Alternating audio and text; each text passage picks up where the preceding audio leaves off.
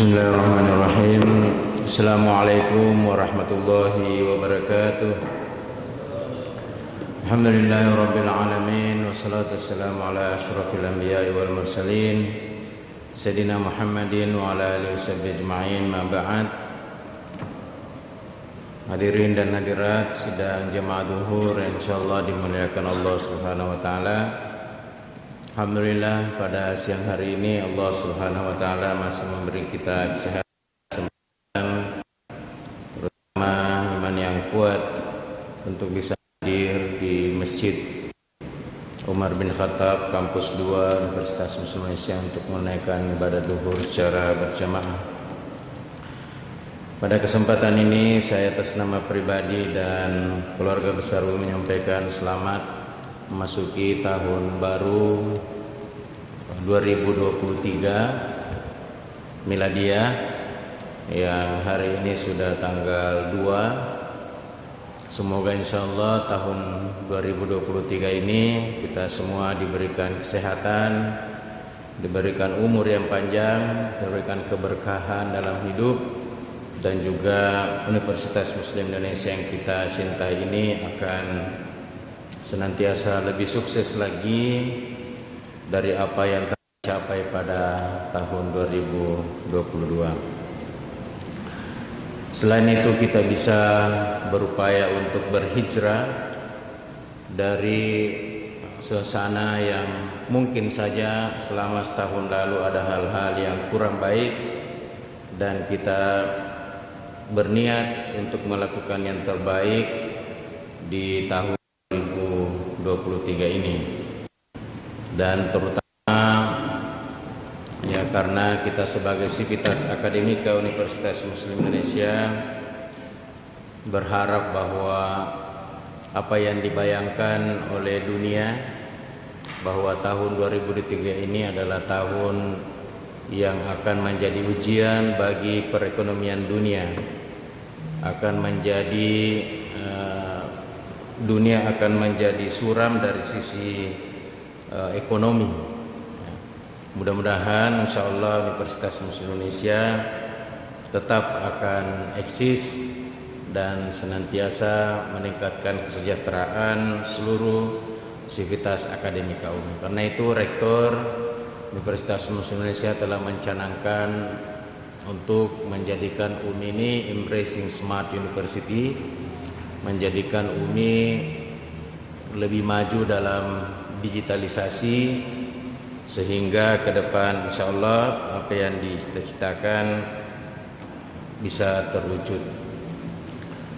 Ya, mengapa hal ini penting saya sampaikan? Ya, beberapa waktu yang lalu ada kesempatan saya mewakili Pak Rektor ke salah satu konferensi internasional di Abu Dhabi, namanya Interfaith Forum G20. Di sana dibahas tentang bagaimana tokoh-tokoh agama dunia hadir dan saling bersinergi, dan beberapa isu yang dibahas ada selain tentang bagaimana proyeksi ke depan untuk bisa menjadikan kehidupan ini lebih damai antara satu dengan yang lain, juga bagaimana kita menyikapi perkembangan perbedaan yang ada di antara golongan-golongan kalangan umat, dan mereka mengakui bahwa umat Islam Indonesia adalah umat Islam terbesar di dunia, dan luar biasa di Indonesia walaupun pulaunya ribuan, bahasanya ribuan, dan beraneka ragam agama yang dianut, kepercayaan dianut, tapi kok umat atau rakyat Indonesia itu bisa bersatu padu ya, dalam Bhinneka Tunggal Ika, berbeda-beda tapi tetap satu. Sementara di Jazirah Arab yang bahasanya hanya satu, bahasa Arab, pulaunya juga daratan lebih banyak, tapi kok kenapa mereka bisa tidak kompak ya, tidak antara satu dengan yang lain, bahkan berperang. padahal mereka adalah sesama muslim yang seharusnya sesama muslim itu bersaudara. Karena itu umat Islam Indonesia kita yang mayoritas sangat dikagumi oleh negara-negara lainnya, karena memang kita berusaha untuk selalu bersatu dan menghargai perbedaan yang ada. Nah, karena itu dalam konsep yang ditawarkan Pak Rektor kepada seluruh sivitas akademi adalah tentang konsep jamaah. Kita berjamaah, satu kesatuan, tapi kita juga tetap menghormati, menghargai yang berbeda dengan situasi kita. Ya. Kebetulan di tempat International Forum itu di Abu Dhabi. Abu Dhabi adalah atau Uni Emirat Arab, merupakan negara Islam yang sangat makmur. Di sana baru lahir itu sudah dibiayai negara. Mulai dari sekolah TK sampai perguruan tinggi dibiayai oleh negara. Bahkan penduduknya yang mau menikah itu dibiayai oleh negara. Menikah lebih dari satu silakan. Ya, sampai 4 bisa dibiayai oleh negara. Itu saking kayanya dan sangat maju sekali negaranya. Dan ada masjidnya di sana yang setiap hari itu dikunjungi ribuan orang dari berbagai negara. Dan uniknya semua yang masuk ke situ harus sopan. Jadi biar non muslim kalau perempuan harus pakai jilbab. Ya, pakai pakaian yang rapi. Laki-laki harus menutup aurat, tidak boleh pakai celana pendek. Jadi semua orang yang masuk ke masjid itu semuanya kelihatan seperti muslim. Ya, ya sama halnya ketika di Qatar final dan Argentina menang, kemudian Messi dipakaikan baju kehormatan. Nah, baju kehormatan jubah oleh Syekh dari Qatar gitu ya. Dan Qatar negaranya sangat kecil tapi mampu mengguncang dunia. Bahkan dikatakan Qatar itu penyelenggaraan Piala Dunia sebagai penyelenggaraan Piala Dunia yang termegah dan tersukses selama ini. Nah, ini menunjukkan bahwa Islam itu adalah ajaran yang memang sangat mengunggulkan persatuan dan tidak ketinggalan ya dengan perkembangan zaman, perkembangan yang ada. Ya, karena itu berkaca dari sana, bahkan peperangan yang terjadi di Jazirah Arab gara-gara Piala Dunia itu semuanya berhenti. Jadi pasukan Hamas di Palestina itu tidak menyerang pasukan Israel, begitupun di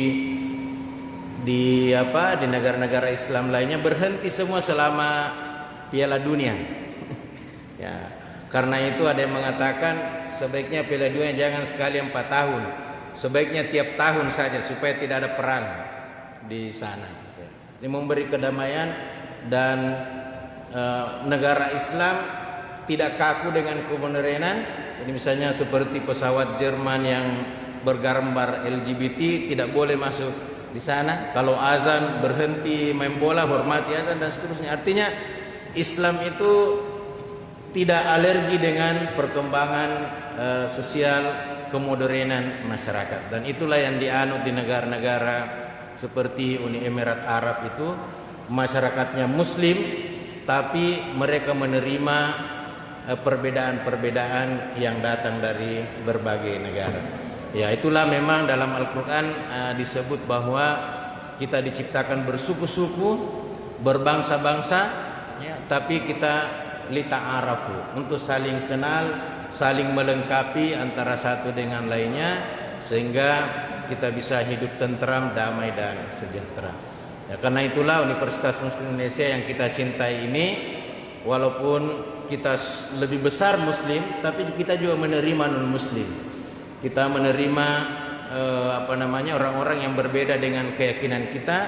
Kita juga menerima orang-orang yang kita bersuku-suku, berbangsa bahkan insya Allah tahun ini akan ada dari Sudan, mahasiswa internasional yang akan kuliah di UMI. Kami juga ketemu imam dari Nigeria. Mereka juga insya Allah akan kirim ke UMI untuk mereka mendapatkan beasiswa dari 2,5%. Bahkan ketika Pak Rektor ke Mesir, kalau di sana ada 8.000 mahasiswa Indonesia yang kuliah di Mesir dan semuanya dibiayai oleh Al-Azhar. Ya, Pak Rektor katakan, ya UMI juga memberi beasiswa, dan kalau ada orang Mesir yang mau datang ke UMI kuliah, ya insya Allah kita siapkan tidak sampai 1.000, ya kalau bisa 4 sampai 5 orang. Ya. Sampai-sampai wakil rektor 2-nya berkata, kalau misalnya nanti ada mahasiswa orang Mesir datang kuliah di UMI, terus di sana kuliah, setelah kuliah selesai, begitu selesai dia mau beristri di sana, boleh tidak? Ya, boleh, silakan kalau memang ada jodohnya di sini dan seterusnya. Ya, karena itulah ke depan tahun ini insya Allah UMI akan menginternasional, lebih luas lagi dikenal secara internasional, dan mudah-mudahan karena sudah 13 atau 14 prodi kita yang unggul, sehingga insya Allah itu akan diarahkan untuk akreditasi internasional, sehingga insya Allah Universitas Indonesia selain dikenal sudah unggul di tingkat nasional, kita berharap juga tahun ini dan tahun-tahun ke depan UMI akan dikenal secara luas di dunia internasional. Sekira demikian ceramah kultum singkat ini, mudah-mudahan insya Allah kita semua di tahun 2023 ini kita bermuhasabah, melihat diri kita masing-masing, apakah kita siap dengan segala perkembangan situasi yang ada di sekitar kita, dan terutama sekali ya apalagi yang sudah berumur 50-an, 60-an, 70-an, ya tidak usah lagi banyak hal-hal pelanggaran yang dilakukan, tapi kita banyak mendekatkan diri kepada Allah Subhanahu wa taala, menata persiapan untuk kehidupan akhirat yang lebih baik. Wal tansur nafsum ma qaddamat ligat, ya hendaklah setiap diri mempersiapkan hari esok yang lebih baik. Saya kira demikian. Terima kasih. Mohon maaf pada kekurangan. Wallahu taufiq wal hidayah. Wallahu muwaffiq ila aqwamit thariq. Assalamualaikum warahmatullahi wabarakatuh.